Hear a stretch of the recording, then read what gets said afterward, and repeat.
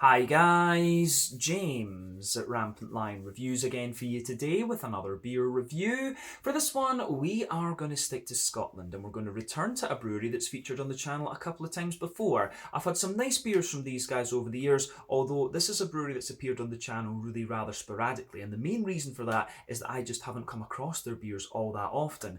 Thankfully now though, I have two cans to review. This is the first one of course, and you'll see the second one appear a little bit later on, and we can do some more sit-down reviews. I think this will only be the third or maybe fourth sit-down review I've done of a beer from this brewery, so I have to say I'm looking forward to it. For this review though, we are going to go through to Edinburgh once again, to Leith to be precise, and we're going to have a look at another beer from Campervan Brewery.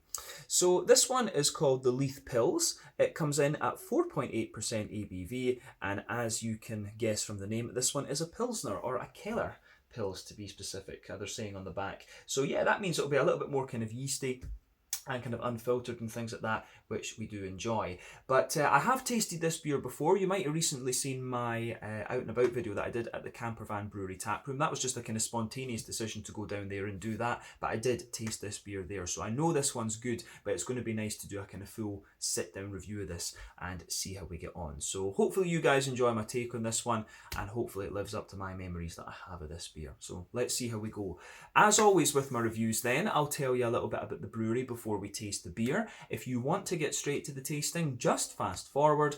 All the usual links are in the video description below. That's the brewery website, the link to my other reviews that I've done from Campervan Brewery before, and you will no doubt see me add more to that list in the near future. But there's all the usual social media down there. If you want to see more reviews, do please consider subscribing to the channel. The whole channel, of course, has a geography-based tagging system, so you can go into the homepage and search for beer based on country, city, state, county, province, prefecture, whatever it is you happen to be interested in. Do check out the playlist of beers from different countries. There is one there for all the Scottish beers that I've reviewed for you. That's being added to very regularly at the moment because I am at home in the motherland of Scotland.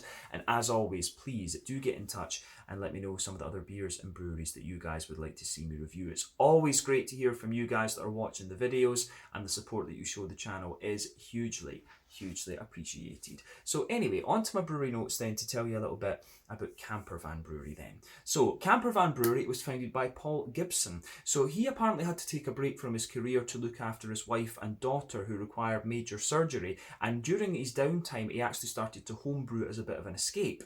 So he'd always been interested in beer and home brewing, and he just, really wanted to give it a go, and he had a bit of time to do it. But he spent a lot of time reading brewing literature, brewing in his garage, and he also attended a few different courses as well, apparently. But when his wife was better and ready to go back to work and things herself, he decided that he wanted to kind of turn professional and do this and start up his own company. But he wanted to kind of combine his passion for vintage Volkswagen camper vans with his love of brewing, and he started converting a 1973 VW camper, which is known as the Hoppy Camper or Olive by his kids. And you'll see this if you actually go to the brewery itself. It's sitting just right outside, and you can check that out in my out and about video that I did. But in the early days, he had this VW camper which was equipped with a small brew kit and some beer dispensers, and he was operating just around the Edinburgh area back then. So yeah, he's changed a lot since then though. But these days they've now got a brewery in the Bonington Business Centre in Edinburgh, and it has, which as I said earlier is in Leith, and it has its own tap room which opens up I think quite a few days during the week. I think it was like Thursday to Sunday it opened up, if I remember correctly. But you can go and check that out, and it is a really nice little spot actually. But the weather in Scotland, of course, at the moment isn't the best, so I think it might be ready to kind of shut down for the winter and things. I'm not 100% sure how much that stays open, but yeah, it is definitely worth going and having a little look at, and they've always got a good selection of their own beers and other local Edinburgh things. So yeah, as of October 2021, when I'm filming this review for you, these guys have produced 110 different kinds of beer according to Untappd, and they do various different styles. There's some sours in there, there's lagers, there's different kinds of IPAs, and there's a few darker beers as well actually, which I do need to have a look at, because I don't think I've ever had a dark beer from these guys, come to think think of it. So yeah, a nice little brewery, and as I said, one that has kind of sporadically appeared on the channel over the last couple of years. I do wish I was able to get a hold of some of their beers a little bit more regularly, but I need to make sure I go through to Edinburgh a little bit more often, I think. Then they're more accessible. But yeah, as I said, that's all I can really tell you about Campervan Brewery for the moment. If you want to learn more about these guys, you can check out the brewery website. You can follow them on Facebook and Instagram to keep up to date with all the latest goings on, and you can of course check out the Rate Beer, Untappd and Beer Advocate pages to learn a little bit more about all the different beers that these guys have done.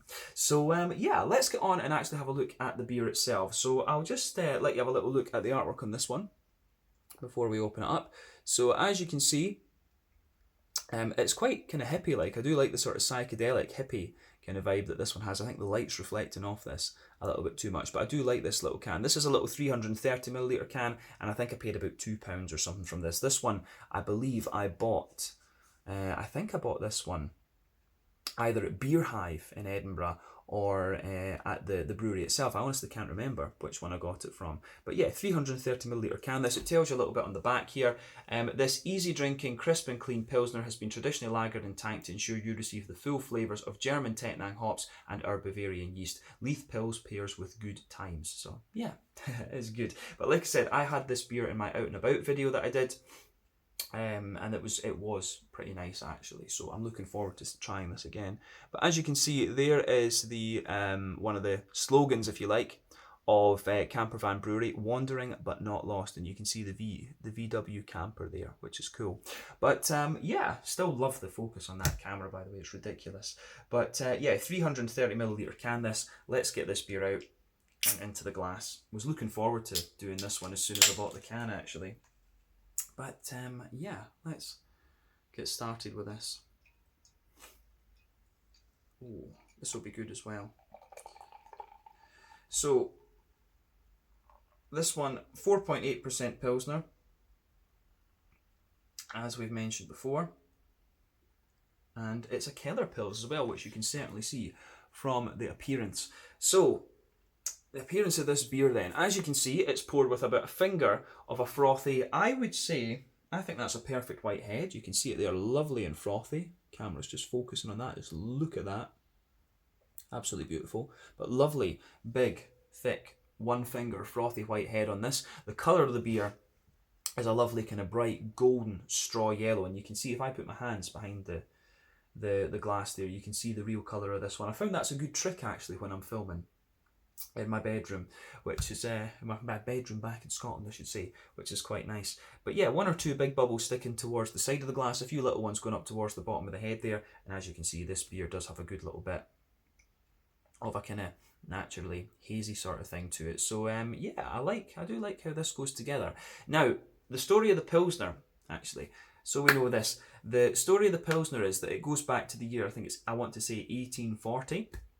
And the Pilsner was developed in the city of Pilsen, which is now the Czech Republic. At the time, it was the Austro-Hungarian Empire. It was developed by a Bavarian brewer who came to the city and wasn't very well liked, apparently. I think he was thrown out of the brewery about 2 years later or something like that. But yeah, that's it. And the very first Pilsner is Pilsner Urquell, of course. And now the Pilsner is potentially the most loved style of beer, the most drank style of beer across the world. But yeah, that's where it originates, the city of Pilsen in the Czech Republic. And then Pilsner, I believe, was the German word for something that came from the city of Pilsen. Because of course that city at the time was a mix of ethnic Germans and ethnic Czechs. But yeah, they are lager beers, of course. So remember, the definition of a lager beer is a beer that is fermented using a bottom fermenting yeast. That is low temperature fermentation, of course, so somewhere between 8 to 12 degrees Celsius. Ale yeasts tend to ferment between, their top fermenting yeast, they tend to ferment between about 15 to 18 degrees. So that's your main difference between a lager beer and an ale, of course. And Pilsner is simply one type of lager beer that you can get. You've got Helles, Dunkel, Schwarzbier, Box, Doppelbock, all of these kind of things, and then you've got the Czech ones, the the Svetli, Leitzax, Cherny, Tmavis, the Vienna lagers, and so on. There's many, many different kinds of lager beers, of course, but Pilsner is potentially the most popular and most drank one. But yeah, when it comes to Keller beers, of course, these ones tend to be a little bit more yeasty and unfiltered. I'm not 100% sure, but I believe Keller beers originate from Franconia, which is the region in the north of Bavaria in Germany. But the Keller beers essentially are unfiltered, they're a bit more yeasty, and Keller means, cellar in German, basically. So yeah, that's your story of Keller Pilsner and the lagers and things. I think we've covered everything we need to. But yeah, in terms of its appearance, for a Pilsner and a Keller Pils at that, it looks pretty nice, actually. What you will tend to find is that the Czech Pilsners tend to be, quite often, they tend to be a little bit more hazy. Czech beer, the main difference between the Czech lagers and the German lagers, in my experience, is that the Czech ones tend to be a bit more kind of bready and smooth, whereas the German ones tend to be a bit more kind of crisp, actually. So yeah, it certainly looks the part of a Keller Pils. Let's take a look at the aroma and see how we go with it. Very curious about this. Oh, that smells really nice, I have to say. It is kind of as I remember it, but it's I think the yeast. This one will be a little bit older than the one that I drank at the brewery tap room, but you can certainly smell that lovely big yeasty character out of it. It reminds me quite a lot of some of the Czech Pilsens that I was drinking when I was over there a couple of years back. But yeah, this is absolutely lovely. Yeah, so first impression of it is that it's a nice kind of big yeasty, smooth Pilsner beer. This one, you certainly get that German smooth hoppy character out of it as well. The green component isn't too big, I would say, but you've got some nice kind of dry fruity characters coming out of it too. It smells really nice and quite refreshing, I have to say. So yeah, the aroma of this is pretty much what you would expect from the style if it says it's a Keller Pils. But let's break that down for you a little bit more, and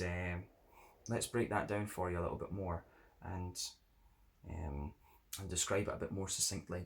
So the backbone of this beer, I would say, is a nice little bit of I'd say that it's kind of like crackery, like a Jacob's cream cracker. For me, that's the backbone of the beer. On top of that, you can smell a soft kind of white bready character. Absolutely, you can smell that soft white bready note in there. And it's actually quite a dry smelling bread, if that makes sense. But you also get a few little kind of flowery elements out of it, which I think are great. So yeah, there's some really interesting elements coming out of this one, for sure. But yeah, I think there's not really much in the way of sweetness to this one. You can smell the crispness of the Pilsner malt in this, for sure. And as I've said to you in previous videos, describing the aroma that Pilsner malt gives you is a pain in the ass, because it really just, it's more about the vibe that it gives you rather than anything else. But you can certainly smell a little bit of that kind of Pilsner malty dryness in this one. There is a wee little hint of like a McVitie's digestive biscuit, but that's not really prominent at all. This really is a more kind of yeasty, bready leaning Pilsner. And the other thing I would say about this beer is that you do get a little bit of that kind of earthy, woody, farmhousey kind of thing coming out of this one from the yeast. It reminds me of a few of the IPAs and things and the lagers that I've had from Stockholm Brewing Company, actually. So yeah, I need to. This is something I need to know what kind of chemical that is that gives you these those particular aromas in the beer. That's something that's making me think maybe I should do one of the Cicerone courses or something. But yeah, you can smell a little bit of that kind of woody, just that woody, grainy. Sort of farmhousey kind of thing in this beer as well, which is interesting. So yeah, the malty, yeasty backbone to this is quite nice. Just a little bit of sweetness, but overall it's quite smooth and things, which I really enjoy. So yeah, interesting stuff for sure. But on the, I think we don't really need to say anything else about that part of the aroma. But on the hoppy side of things, it is kind of what you'd expect. It's Tettnang hops that are in this, of course. So Tettnang hops hail from the Baden-Württemberg region in the southwest of Germany. So you get a nice little bit of earthiness out of it. You get a wee smooth herbal character, you do get quite a wet floral aromaticity out of this one, which is great. So a nice wet floral aromaticity in there, bit of a wet kind of fresh cut grass kind of thing too. It's yeah, a nice kind of wet fresh cut grass, and It's I think it's really, it is just a wet kind of green component that you get out of this one, which is interesting. Like wet floral aromaticity, wet fresh cut grass. Yeah, I think this beer goes together really nicely. Yeah, interesting stuff on that kind of point. But on the fruity side of things, it is what you'd expect. I think there's a wee bit of apricot in there. There's a wee bit of a kind of sultana type note, like a dried white green grape. So I like that about this one. Wee bit of an oily peary character, and yeah, I do like how that goes together as well. So a wee bit of a kind of dry sultana sort of thing, an oily pear, maybe a wee touch of apricot. These are the kind of fruity notes you're getting out of this. And I think it kind of comes across as I remember it in a lot of ways, but it smells a wee bit more yeasty than I remember it too. So I don't know if that's something that's developed when it's been in the can right enough, because you will notice the difference between these different conditionings. So yeah, interesting stuff. So take a bit of time, as I always say, to enjoy the aroma of the beer before you get stuck into it, but I think this is about time to try the beer. So let's go for it. This one is the Leith Pils, coming in at 4.8% ABV from the Campervan Brewery through in Edinburgh, in Leith. Let's get stuck in. Slàinte, skål, cheers.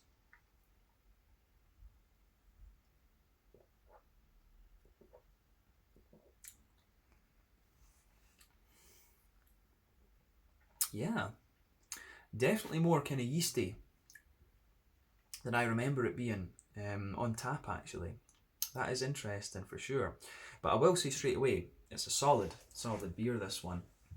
Yeah, the one criticism I would have of it, I'm going to say straight off the bat, and I always complain about this with lager beers. In my opinion, lager beers should not be sold in 330s. They should be 440s or 500s. So I'm going to moan about that right away and get it out of the way. So yeah, this should be sold. I think this should be sold in a 500 or a 440, because you need selling a 330 can of a lager. It's kind of yeah.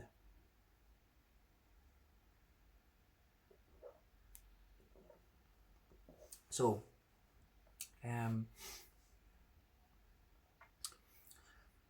on the malty, I think with this one, as I say, first off, it's a very smooth Pilsner, this.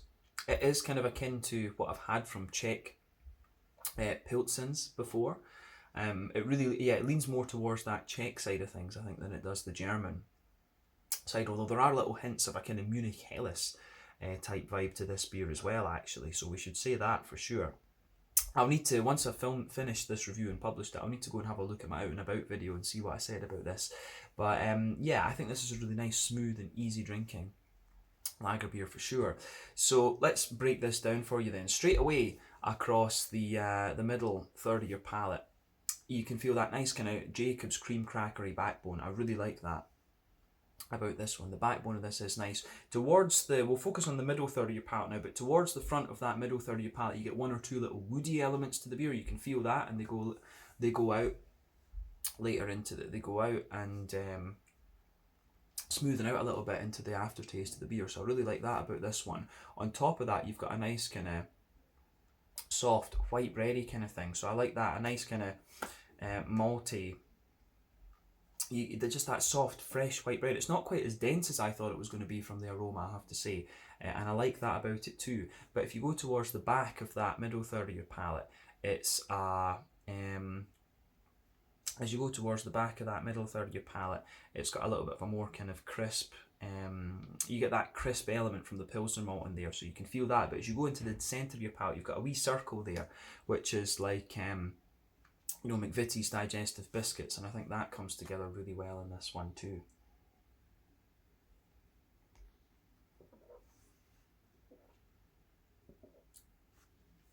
So yeah, that nice McVitie's digestive biscuity sort of thing is there, and it lingers for sure.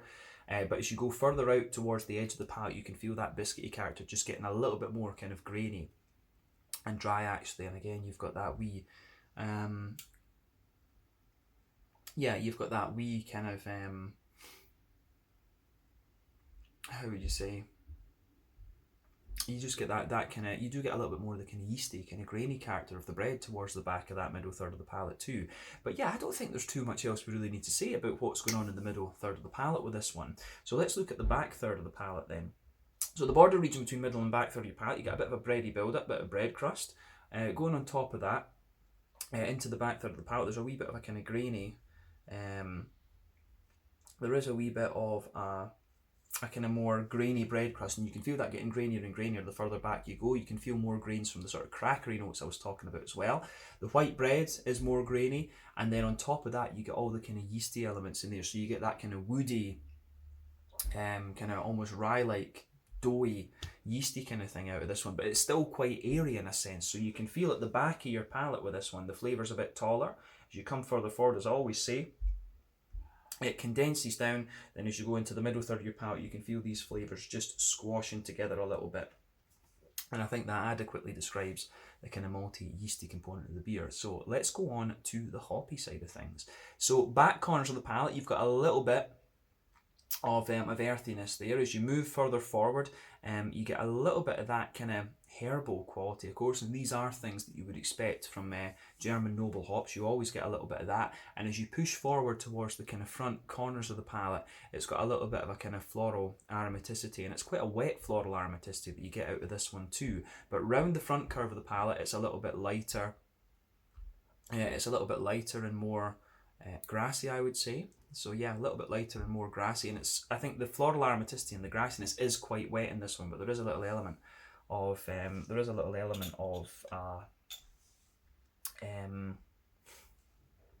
just a kind of zestiness in there. So I do like that actually. I think it's good.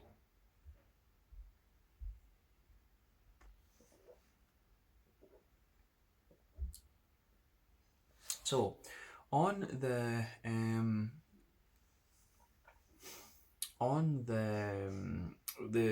front third of your palate, the kind of fruity side of things, it's quite nice as well. So it's quite a dried fruity character that you get out of this one. I'd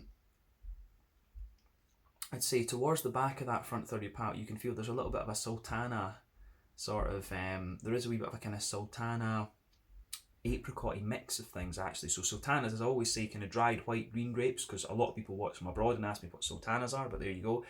So yeah, dried white greeny grapey notes there, a little bit of a kind of almost like dried apricot-y element too, and then as you move forward into the front half of that front third of your palate, you get a wee bit more of the that kind of oily, peary kind of thing, and underneath, of course, you've got a layer of a kind of smooth, white bready kind of element there. So that front third of your palate's always where you get that oily bubble with all the fruity notes. But yeah, a bit of sultana, a bit of dried apricot, then a nice kind of oily, peary sort of thing. So yeah, I think you do get a little bit of a kind of slightly spicy apple or something out of it, and then you can feel just a wee bit of the kind of grassy ester, the fruity grassy ester sort of thing just creeping over on the very tip of your tongue. So yeah, I think that works out quite nicely with this beer actually. The fruity side of the beer leans towards the dry side of things, but it's got a little bit of an oily character too, so it gets a thumbs up from me on that side. But yeah, definitely a little bit more yeasty than I remember it being on tap actually, but still really solid beer, this one, and for a Keller Pils I think it works out quite well. So yeah, in terms of the mouthfeel then, to round off the review, I would say that this beer is quite light bodied, and you'd expect that, albeit pushing towards the top end of light bodied. Sorry, the carbonation is quite smooth. It's got a little bit of a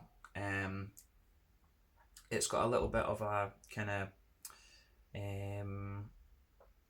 I'd say it's got a little bit of an oily slickness to it at the same time, which is kind of interesting. So you get that smoothness underneath and the oily slickness on top. But then in terms of